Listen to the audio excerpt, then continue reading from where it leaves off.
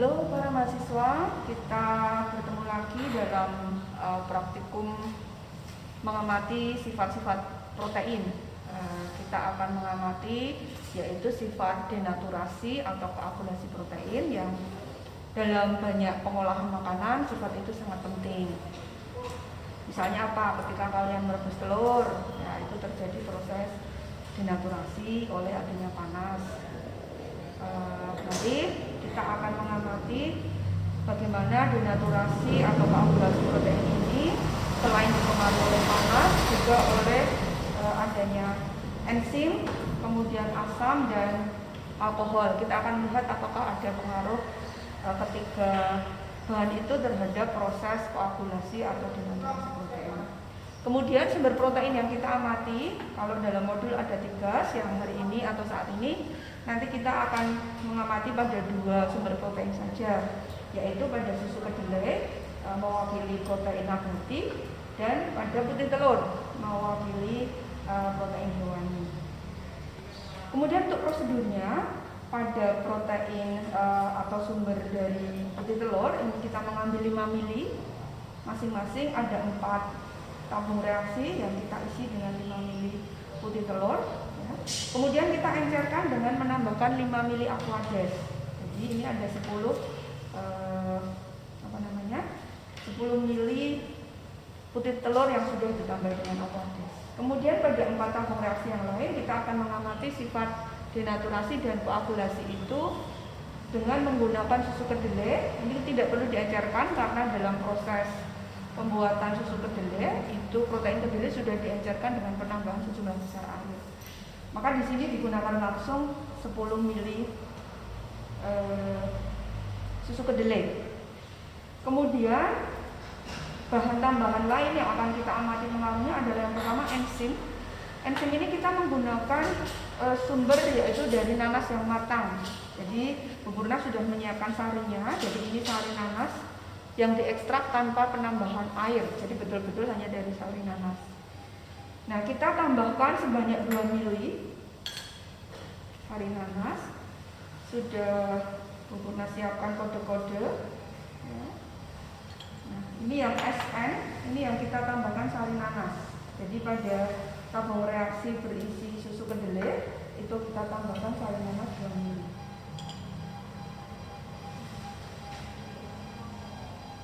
Kemudian kita ukur lagi 2 mili untuk kita tambahkan pada putih telur.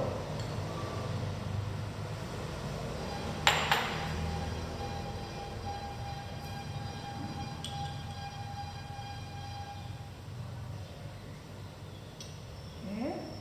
Kemudian bahan lain yang akan kita amati adalah asam. Kita gunakan sumber berupa asam cuka atau asam asetat. Ini juga sama, kita ukur sebanyak 2 mili.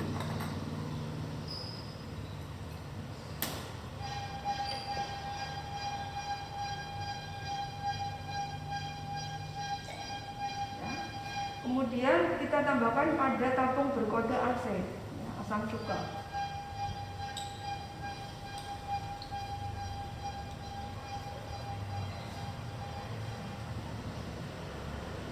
Kita ukur lagi 2 mili untuk kita tambahkan pada putih telur dengan kode AC.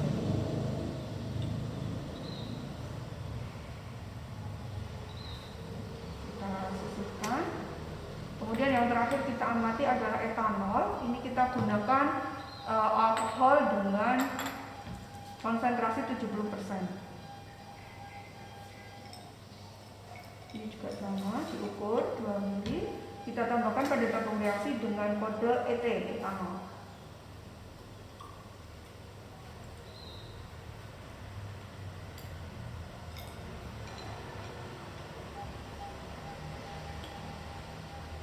Nah, kita lihat, ya, dan kita bandingkan dengan tabung reaksi yang tanpa penambahan apapun atau netral. Saya beri kode N, ya, untuk masing-masing.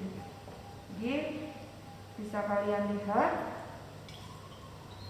nah, ini perbedaan antara susu kedelai yang ditambahkan dengan sari nanas, sedangkan berikutnya itu yang ditambahkan dengan asam asetat.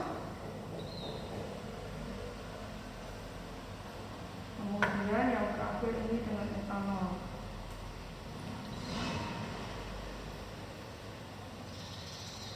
Nanti akan kita amati endapannya.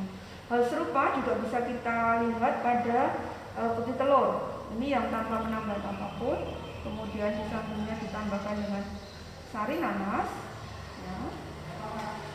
Lalu berikutnya dengan asam asetat, dan yang terakhir dengan etanol. Ini untuk memperjelasnya mungkin kita lihat ya, mungkin belum nampak perbedaan yang cukup signifikan atau nyata. Nah, untuk melihat denaturasi dan koagulasi yang lebih jelas, maka keempat atau kedelapan tabung reaksi ini akan kita panaskan. Kita masukkan pada gelas beker yang nanti akan kita panaskan sedikit demi sedikit. Silakan nanti bisa di capture, dilihat perbedaannya apakah sudah terbentuk endapan atau belum. Ya. Oke. Ya, kita akan panaskan bersama-sama.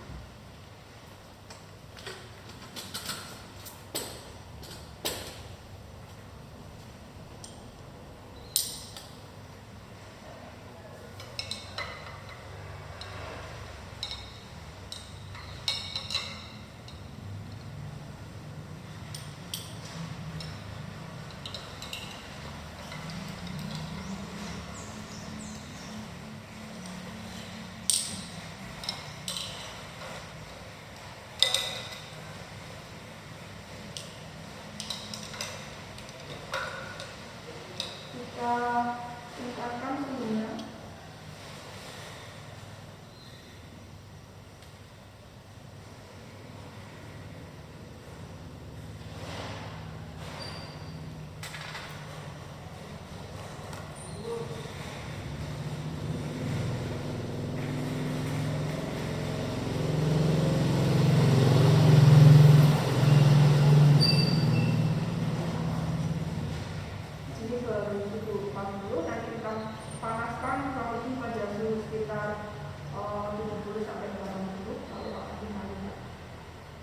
Bagaimana pembentukan gumpalan atau endapan yang terdapat pada masing-masing jenis sumber protein dengan penambahan berbagai macam bahan atau zat, yaitu asam asetat, etanol, dan sari nanas. Kita tunggu sampai suhunya cukup panas.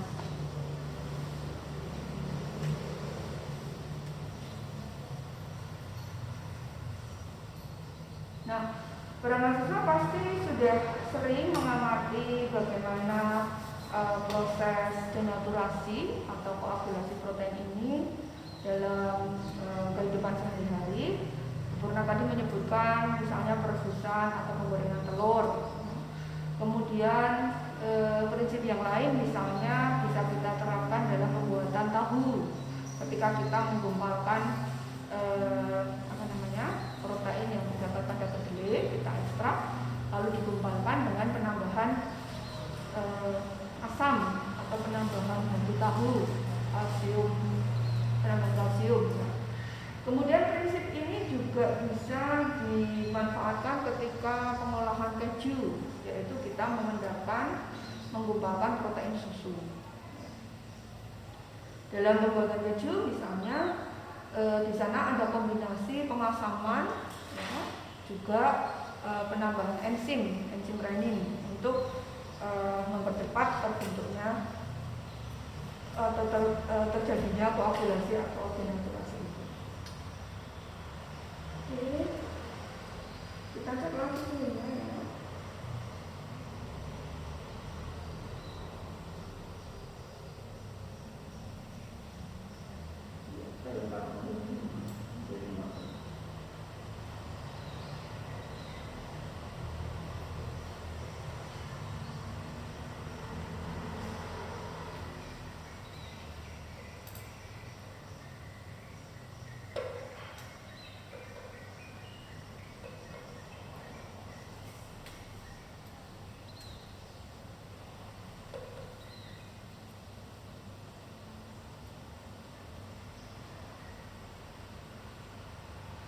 Nah, kalau dalam modul itu ada satu jenis sumber protein yang diamati juga, yaitu susu sapi. Susu sapi, tapi supaya kita lebih efisien saja, sehingga yang kita amati hanya dua sumber protein, yaitu susu kedelai dengan putih telur.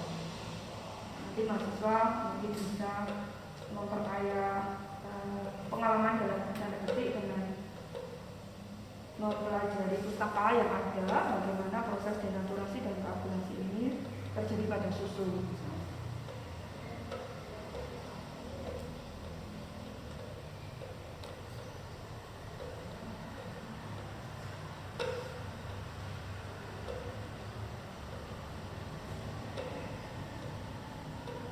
Hasilnya sudah naik, sudah meningkat 50.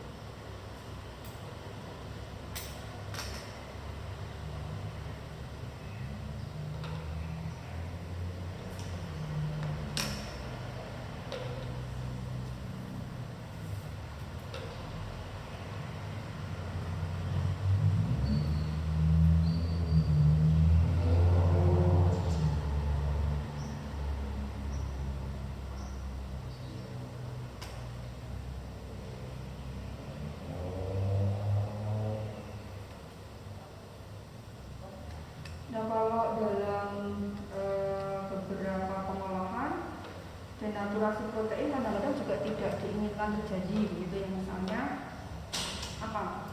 Ketika kalian memasak makanan masakan bersantan, itu ada resep apa namanya? Ya, mungkin warisan dari nenek moyang, diaduk terus, begitu ya. Nah, pengadukan ini juga apa namanya? Selama pemanasan ini akan menghambat supaya proteinnya tidak terdenaturasi atau terkoagulasi, sehingga santannya tidak pecah, begitu ya. Tetapi pada banyak hal lain denaturasi atau koagulasi protein ini dikehendaki. Satu hal yang tidak dikehendaki denaturasi itu misalnya ada enzim, ya, enzim pada makhluk hidup. Tetapi kalau kita bisa mengaplikasikannya untuk menginaktivasi enzim pada mikrobia, nah, itu merupakan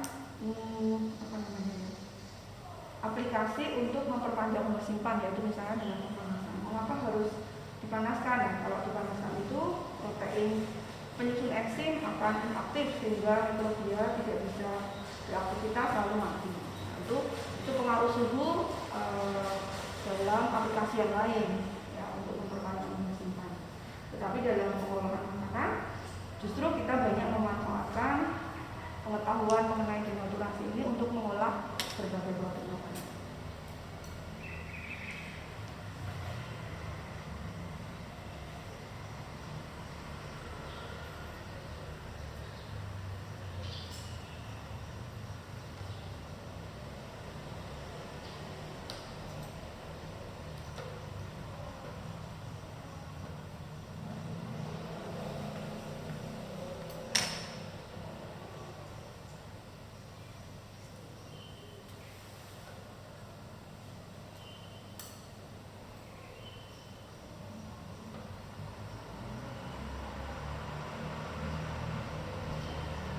Sudah 60, nanti sudah waktu kita hentikan pemanasannya. Lalu akan kita cek bagaimana koagulasi denaturasi protein ini terjadi untuk masing-masing sampel atau masing-masing perlakuan.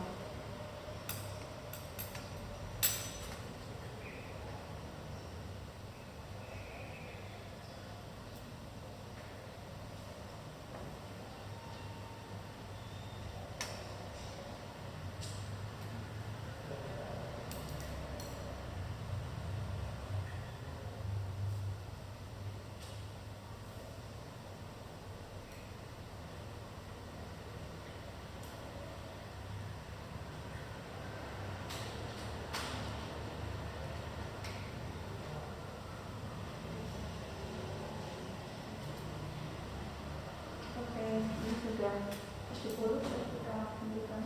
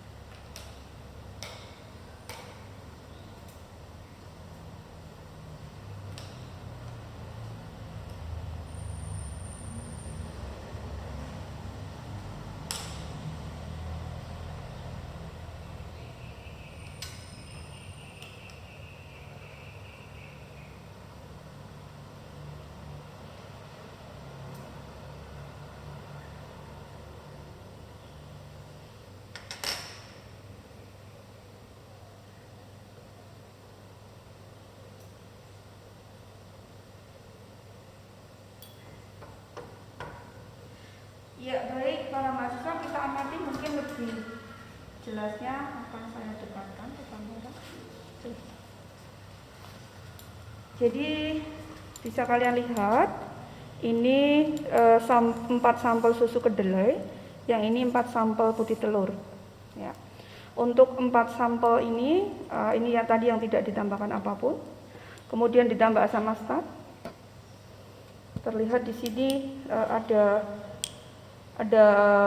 gumpalan yang terbentuk di bagian atas, tapi mungkin tidak begitu intensif. Lalu ini yang ditambahkan sari nanas. Nampak jelas sekali ada pemisahan penggumpalan di bagian atas. Kemudian yang ditambah etanol, mungkin tidak begitu berbeda ya coba dibandingkan dengan sampel yang tanpa penambahan apapun. Kemudian untuk putih telur, ini yang tanpa ditambahkan apapun juga menggumpal ya, ini sampai saya balik tidak tumpah. Ya. Kemudian yang ditambah sari nanas masih cair tetapi terbentuk gumpalan, tapi tidak padat seperti yang tidak ditambahkan. Ya, ini. Kemudian yang ditambah asam astat ini juga padat ya, tidak tumpah. Kemudian yang ditambah etanol ini juga sama. Itu bisa dicermati untuk penampakannya dan sifat-sifat penggumpalannya. Kemudian nanti tugas kalian adalah membahas mengapa untuk masing-masing perlakuan ini ada perbedaan di dalam intensitas atau sifat-sifat denaturasi atau penggumpalannya atau koagulasinya. Demikian yang bisa Bu Purna tunjukkan dalam pembelajaran daring sebagai pengganti praktikum yang kita lakukan. Semoga bisa diikuti dengan baik dan kalian nanti bisa membuat laporan praktikum dan mencari tahu apa yang menyebabkan terjadinya perbedaan dari perlakuan-perlakuan. Sekian, terima kasih.